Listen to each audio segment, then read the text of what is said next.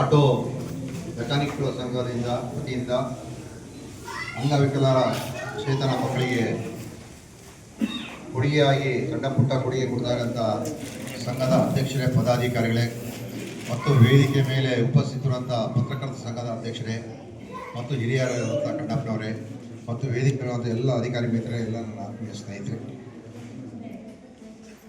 ನಿಜವಾಗ್ಲೂ ಒಂದೊಂದು ಸಲ ಯೋಚನೆ ಮಾಡಿದ್ರೆ ಏನನ್ಸುತ್ತೆ ಅಂತ ಹೇಳಿದ್ರೆ, ಜಾಸ್ತಿ ಶ್ರೀಮಂತನ ಬಿಡಬಾರ್ದು.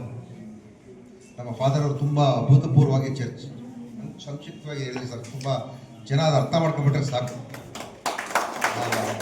ಹೇಳಿದಂಥ ಭಾಷೆ ಇದೆಯಲ್ಲ, ಅದನ್ನು ಅರ್ಥ ಮಾಡ್ಕೊಂಡ್ಬಿಟ್ರೆ ಸಾಕು. ತೀರಾ ಶ್ರೀಮಂತ ಕುಟುಂಬದಲ್ಲಿ ಹುಟ್ಟಿದ್ರೆ ಅವನಿಗೆ ದಾನ ಧರ್ಮ ಮಾಡೋದು ಏನು ಅಂತಲೂ ಗೊತ್ತಿರಲ್ಲ ಅವನಿಗೆ.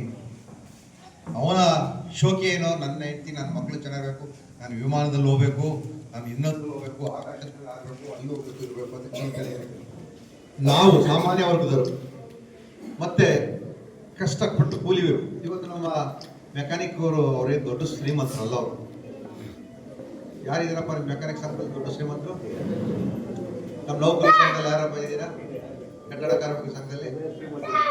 ಆದರೆ ಈ ಒಂದು ಅವ್ರ ಜೀವನವನ್ನೇ ಮಾಡುವಂಥ ಕಷ್ಟದ ಪರಿಸ್ಥಿತಿಯಲ್ಲಿ ಈ ಅಂಗವಿಕಲರ ಮಕ್ಕಳನ್ನು ಗುರುತಿಸಿ ಈ ಕಾರ್ಯಕ್ರಮ ಯೋಜನೆ ಮಾಡೋದಂತ ನಿಮಗೆ ಅಭಿನಂದನೆಗಳು.